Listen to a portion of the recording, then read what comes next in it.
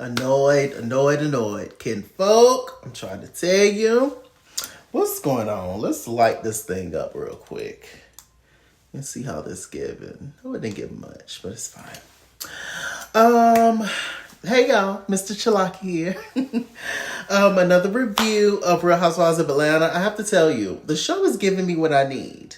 The show is really good. I enjoy this cast.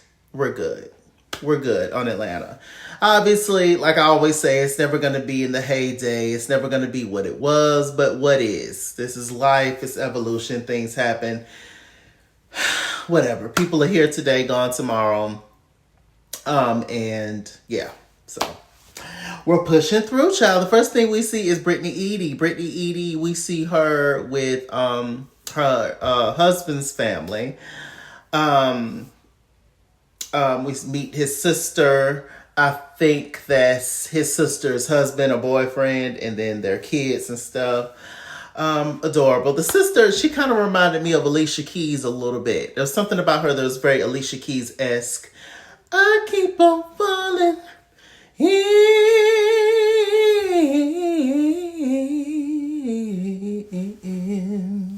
in and out of love with you. Sometimes I love you. Sometimes you make me blue. Sometimes I feel good. At times I feel used. Loving you, darling, makes me so confused. Come on, Alicia. I miss old school Alicia. First 3 albums, Alicia. After that, Alicia kind of lost me, to be honest. But anyway, coming back to this, Brittany has a discussion with her sister-in-law, and she talks about her own sisters and how she created the insurance business in light of her father who suddenly passed away when he was in between jobs. He allegedly had a $2 million life insurance policy, but they didn't get to get it. And so that's why she created this insurance business with her sisters. It kind of fell through. You know, sometimes you can't work with family, and that's pretty much what happened. She had to fire both of them. So both of them don't talk to her really much, and it's tough. It's tough with family. It's tough with siblings. It's just hard, child. What do you do? People, everybody grown, different personalities. You know, it's just, we're tired. What else we see? Shamia, at one point, she got her daughter's tonsils taken out. Cute. And we see the husband and stuff. He seems very, nice and mild-mannered and just, a good-hearted guy. What else is happening? We saw Britt Edie's husband's personality a little bit more. I think he's just very shy and stuff on camera, and but he had his family there, so it's nice to see people in different dynamics. Because when we first met him, Britt Edie was definitely talking a lot and doing the most, and so now he's warming up to it, and it was cute. There was a scene between Angela and Charles Oakley. Angela has the best tagline, by the way. If you want to find the shade, look for the oak. Something like that. It was cute. Her husband is a personality. I don't know if it's one that I like or not, but it's a strong personality. Whether it's right or wrong, it's strong. I think that he has the potential to be funny. I think that he makes funny, sarcastic moments.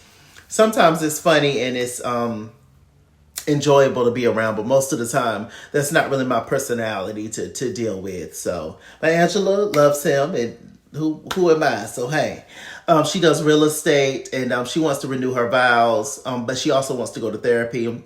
He's don't really want to go to therapy, what most men don't, and he's just not really feeling it. But maybe he's gonna oblige her at some point and go to therapy. I think everybody needs therapy, child.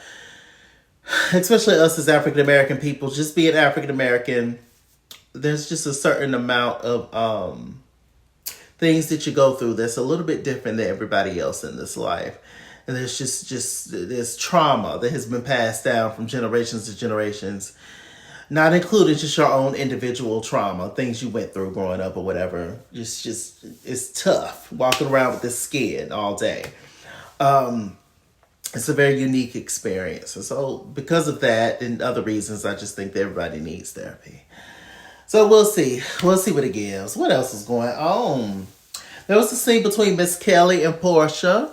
Kelly was very apprehensive. Kelly was nervous about sitting next to Peach Juice. I said, well, you know, Portia will throw them bows in a minute.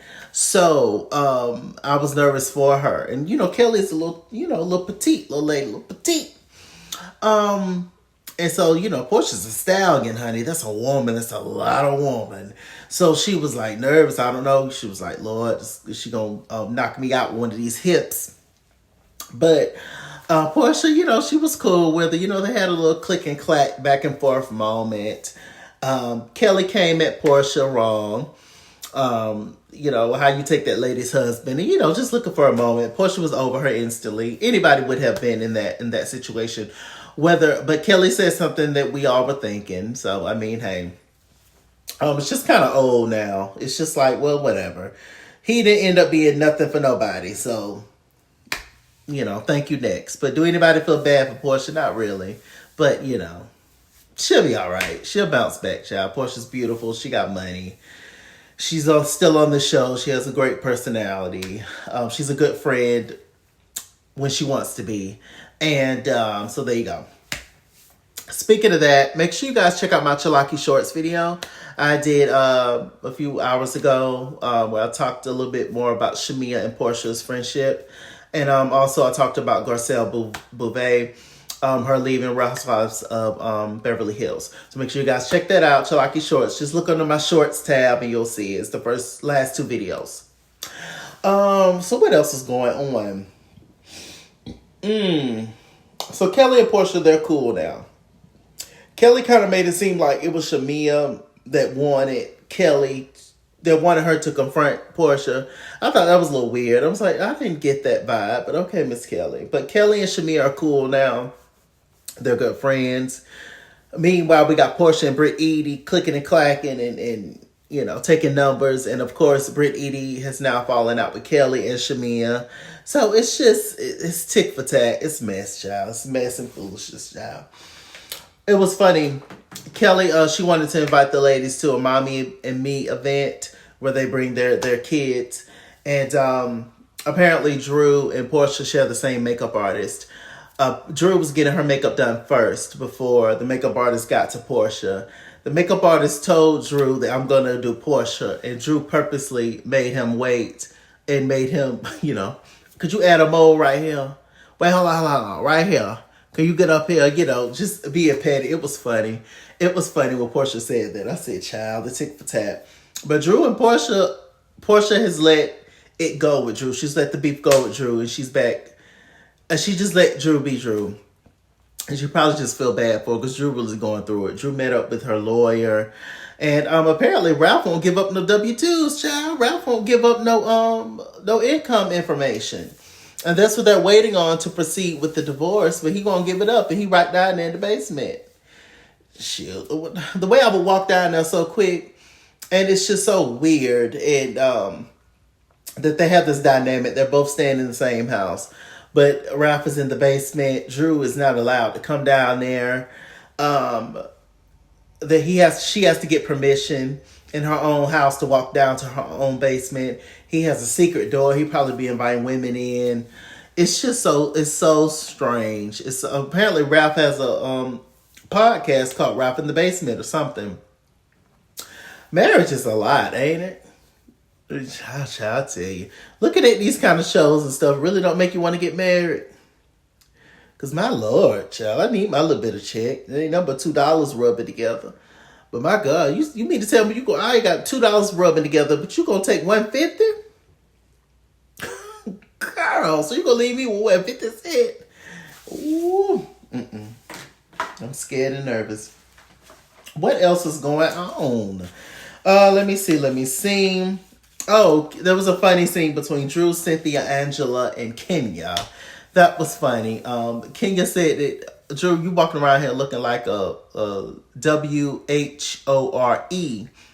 And Cynthia, her confessionals, which was hilarious. Cynthia said, being called the HO is kind of a compliment. It's like, okay, girl, yes. But being called a WHORES, oh no, that's horrible. I screamed. That was hilarious. There was a beautiful scene between Shami and her sisters. She has two older sisters, and they stuck together like glue, and they rock with each other. They support each other, and I just love that. Beautiful, beautiful.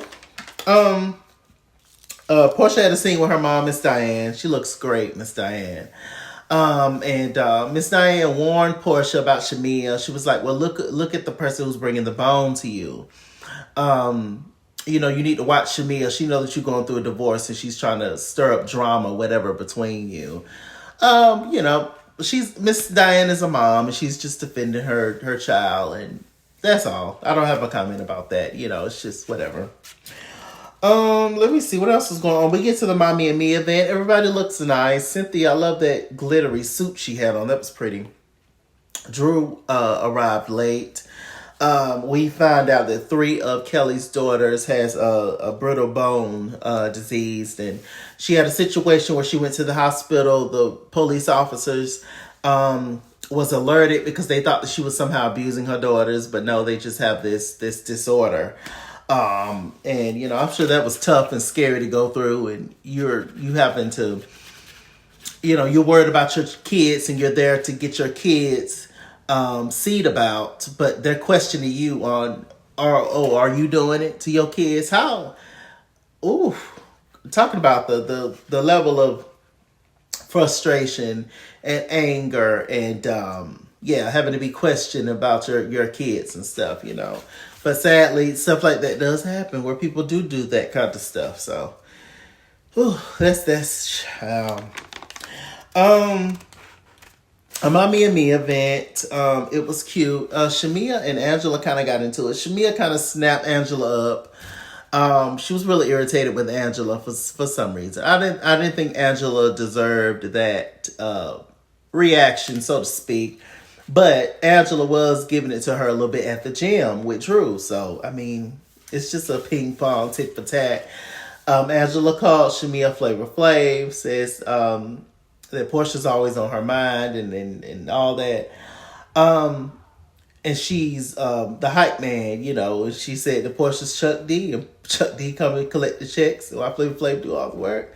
And then that's when Shamia called Angela LaToya Jackson, and then Portia came over talking about hee. I passed out. I said, y'all are funny. I really do hate that Portia and Shamia is in this place in their life, in their friendship, because they really are fun girls. But so maybe they'll get back together and get cool again. But it's tough, child. It's a tough situation. When you're used to your friend being in a certain way, being in a certain position in life, but then when they're on equal playing fields with you, a person that knows you and knows everything about you, it's very interesting. And so that was funny. Drew came up to Portia. She wanted to have a conversation with Portia. And Portia said that, where is this audacity coming from? And she looked behind her and she says, oh, I see the audacity. It has braids, talking about Drew's big sister. So Drew was feeling pumped up. She was feeling, when you got your people there, what up? It gives you a little extra, little boost of energy, a little boost of, pressure. Something that you probably normally wouldn't have, but you got your sister there. So it's like, if anything go down, whoop to whoop, we'll jump you. And, the whole thing. Not that they actually would, but y'all know what I'm trying to say, child. I said, Lord, it's a mess. I don't know why they always take events to act up at. I don't know. I don't know why people can't just sit down one-on-one or sit down randomly somewhere in the field and have the conversation. If you got the bucket out, you in the football field, so do your thing, you know?